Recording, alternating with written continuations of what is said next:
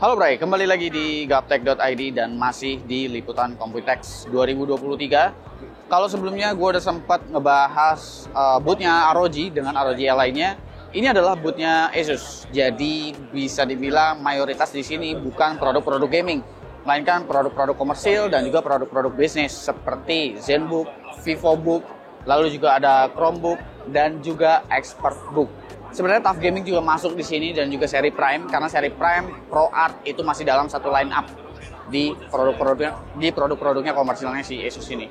Yang ada di sebelah gua ini adalah Chromebook CR11 Flip. Chromebook itu mulai dari seri BR memang udah mengadopsi laptop yang flip. Chromebook sih bukan laptop, karena ini menggunakan OS Chrome OS. Gitu. Yang dijual dari seri Chromebook tentunya bukanlah spesifikasi ya. Spesifikasi itu kurang begitu penting sebetulnya di Chromebook, tapi melainkan adalah fitur dan juga durability. Karena biasanya laptop seperti Chromebook ini akan ditempatkan seperti di sekolah atau di instansi-instansi gitu, yang memang perlu daya tahan dan perlu laptop yang tahan banting seperti ini. Chromebook, bukan laptop. Jadi untuk CR11 ini dia bisa di flip, keyboardnya juga dikasih travel yang dalam, seperti itu. Lalu selain 360 derajat, dia juga udah mendukung 4G LTE. Untuk yang di Indonesia belum tahu sih apakah akan masuk juga yang versi LTE-nya. Dan udah ada Wi-Fi 6 kali ini untuk seri Chromebook yang sebelumnya masih menggunakan Wi-Fi AC aja. USB Type-C tersedia, USB-A tersedia, dan ini sangat-sangat mudah di-upgrade katanya. Jadi modular banget.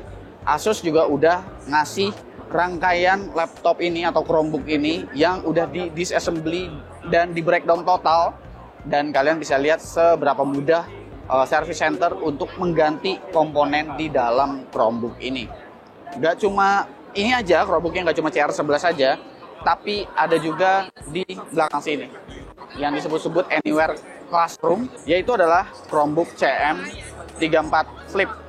CM34 Flip ini menarik karena untuk sebuah Chromebook dia menggunakan CPU AMD Ryzen 5 7520C. Jadi Ryzen 7000C series ini sepertinya diperuntukkan untuk sebuah Chromebook. Laptop ini juga bisa di flip 360 derajat dan punya ukuran layar 14 inci, yang biasanya Chromebook itu selalu dikasih bezel yang tebal. Ini bezelnya cukup tipis sih, dan layarnya di sini jauh lebih bagus. Oh ya, ini covernya juga udah mendapatkan stylus ya. Jadi layarnya udah Full HD dan touchscreen juga. Dan ada CX34 Flip. CX34 Flip ini menurut gua ini desain warna yang bagus ya, meskipun mungkin kalau gua yang pakai laptop ini mungkin dalam waktu seminggu atau 2 minggu bakalan jadi kelihatan dekil. Ya, kalau yang ini dia pakai Intel Core i7 generasi 12, udah pasti pakai seri U atau pakai seri yang 35 watt gitu ya. Dan untuk yang satu ini udah Wi-Fi 6E, bukan Wi-Fi 6 doang. Layarnya 16:10 dan udah 144 Hz. Agak bingung sebetulnya Chromebook seperti ini ya diberikan layar 144 Hz itu faedahnya seperti apa. Tapi mungkin untuk memberikan experience lebih aja ya untuk sebuah Chromebook, dimana di sini juga udah diberikan durability yang juga sama bagus. Agak berat sih, tapi memang ini rigid sekali. Ya, ini adalah bagian dari Asus ExpertBook. ExpertBook itu diperuntukkan sebetulnya untuk bisnis. Jadi meskipun kadang ada aja di marketplace Indonesia yang jual seri ExpertBook, tapi sebetulnya ExpertBook itu lebih ke B2B. Jadi biasanya perusahaan-perusahaan, instansi-instansi yang mesen langsung ke Asus. Chromebook juga sebetulnya sama seperti itu. Meskipun kalian beberapa tipe masih bisa temuin lah di marketplace. ExpertBook ini kurang lebih dia tepatnya lebih mirip kayak apa ya? Kalau mirip kayak ZenBook sih enggak, tapi lebih mirip kayak VivoBook. Di sini dia pakai layar udah 4K. 4K 16:10 dan OLED. Yang menarik di sini bukan pakai iGPU Intel Iris Xe ataupun pakai GeForce. Ini pakai Intel Arc A350 dengan Intel Core i7 generasi 13. Ada banyak banget SKU dari ExpertBook untuk B5 OLED ini. Jadi untuk CPU-nya itu memang configurable sekali, mulai dari Core i5, Core i3, Core i7 itu ada. Dan konfigurasi GPU-nya juga semuanya menggunakan Intel Arc atau menggunakan Intel Iris minimal untuk versi terendahnya si B5 OLED ini. Lalu ada B9 yang tampak kelihatan lebih kecil. Ini ExpertBook-nya justru nggak condong ke VivoBook, tapi ini lebih mirip seperti ZenBook ya. Menarik banget karena ini tipis sekali dan ringan sekali. Padahal ini udah menggunakan bahan magnesium lithium alloy. Ini disebabkan karena si ExpertBook tuh katanya pakai bahan semacam karbon kayak gitu, dan masih bisa tetap mempertahankan standar military grade-nya dengan STD 810H US untuk durability dari laptop ini. Ini benar-benar mirip sama ZenBook, ada Dolby Atmos, ada number pad, yang dimana number pad ini juga terintegrasi dengan sensor NFC. Sensor NFC ini apakah bisa untuk top up e-money? Bukan seperti itu sebetulnya, tapi lebih tepatnya sensor NFC di sini biasanya kalau misalkan perusahaan-perusahaan gitu ya, itu bisa mendaftarkan kartu untuk membership mungkin ya, atau dia punya isi saldo sendiri atau semacam itulah. Itu bisa ditaruh di sini dan diregistrasiin kartunya di sini dengan software yang memang udah dibangun sendiri. Karena memang laptop ini tujuannya adalah untuk bisnis. Itu adalah ExpertBook B9 OLED. Jadi menurut gue ExpertBook ataupun Chromebook kali ini kelihatannya nampak jadi jauh lebih menarik juga daripada generasi sebelumnya. Dan mungkin kita bakalan ngeliat juga kali ya sedikit di bagian PC, itu kira-kira yang menarik ada apa aja ada di sana. Dan ini adalah PC full tower yang dijadikan untuk workstation. Ini menggunakan platformnya Intel dan udah pakai custom water cooling. PC ini menggunakan motherboard ProWS W790E dengan CPU Intel Xeon W5 345X prosesor. Jadi ini single socket untuk Intel Xeon-nya, tapi kalian bisa mendapatkan total PCIe lane yang sangat banyak di dalam PC rakitan ini.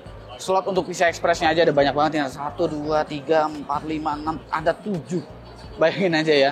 Dan untuk memorinya, ini udah mendukung quad channel, jadi masih level yang high DTS. Ini quad channel, sorry. Oh ya, ini quad channel untuk memorinya dan menggunakan DDR5 4800 MHz ini. Karena menggunakan memori quad channel, maka dari itu untuk frekuensinya juga nggak begitu gede ya. Ada di 4800 MHz. Kurang lebih seperti ini untuk motherboardnya. Total ada 7 ya untuk slot NVMe PCIe untuk NVMe bukan NVMe untuk slot PCI Express kali 16-nya. Dan ini udah mendukung PCIe Gen 5. Untuk I/O-nya juga itu disediakan 3, bukan 1, bukan 2, tapi 3 untuk LAN-nya, dan kalian bisa mendukung 10 gigabit di motherboard ini. Ini menarik banget dan kalian bisa lihat di sini kalau misalkan bukan pakai custom water cooling, motherboardnya bisa menggunakan 4 GPU Quadro atau RTX A6000. Ini berapa duit coba yang harus dikeluarin untuk bikin PC sampai seperti ini? Ini satunya aja mungkin udah bisa berapa juta. Dan kalau kalian penasaran dengan TUF Gaming ada di sebelah sana. Mari kita lihat. TUF Gaming punya motherboard yang menarik dan juga unik. Kenapa menarik dan unik? Karena motherboard ini, lihat, nggak ada 8 pinnya, nggak ada 24 pinnya, nggak ada SATA-nya. Jadi sebenarnya motherboard ini gimana? Semuanya pindah ke belakang. Dan ini semuanya gitu. Motherboard lain ada yang bikin mirip-mirip seperti ini, tapi ya paling cuma 8 pin dan 24 pinnya. Tapi untuk si Asus itu dia bisa ngebikin semuanya total sampai front panel ya, colokan-colokan front panel ini pindah ke bagian belakang. M.2 pun ada di bagian belakang ya, meskipun sebenarnya M.2 di belakang Asus dan juga ROG udah sering ngebikin M.2 ada di belakang, terutama untuk motherboard mini ITX mereka. Tapi untuk selebihnya nih slot fan dan segala macam ini dipindahin ke belakang. Tentu dengan kalian menggunakan motherboard yang colokan-colokannya ini pindah ke bagian belakang, kalian memerlukan casing spesifik dan khusus. Asus TUF Gaming juga udah memberikan casingnya kurang lebih seperti ini. Dan mungkin kedepannya bakalan lebih banyak lagi model-model casing yang mendukung untuk port atau colokan-colokan motherboard yang posisinya ada di bagian belakang motherboardnya. Nah ini untuk versi ATX-nya. Di bagian depannya clean banget, nggak ada apa-apa. Tapi di bagian belakangnya rame banget cuy. Kayak gitu. Ini juga belum dijelas. Oh ini Z79 Plus Hidden. Keren juga namanya. Nah, ini kabel manajemennya. Kalian bisa lihat bahwa ini kabel langsung nyolok ke sini, langsung nyolok ke sini. Jadi untuk casingnya itu selain harus ada lubangnya, casingnya harus punya ground clear, bukan ground clearance ya. Ya kita sebut aja clearance untuk bagian belakangnya itu juga harus jauh lebih lebar. Karena dengan colokan yang ada di belakang sini tentu dia bakalan sedikit lebih tebal. Jadi memang harus lebih tebal juga untuk bagian kutub casing yang ada di sebelah sini. Gitu. Jadi ini kayak produsen-produsen casing gua rasa bakalan mulai berpikir bagaimana caranya untuk bisa bikin dukungan biar tempat kabel manajemen ini cukup efisien untuk nyolok-nyolokin konektor-konektor motherboard yang ada di bagian belakang. Kurang lebih segitu untuk produk dan rangkaian semuanya dari Asus ya. Non ROG di sini semua produknya komersial ya, terkecuali TUF Gaming sih yang memang nyempil sendiri ada di sini. Gue pikir TUF Gaming bareng sama ROG tapi ternyata enggak. Gitu. Komen di bawah menurut kalian apa yang menarik dari boothnya Asus di Computex 2023 ini. Komen di bawah dan kasih pendapat kalian masing-masing. Gue Suki dan seperti biasa sampai jumpa di lain kesempatan.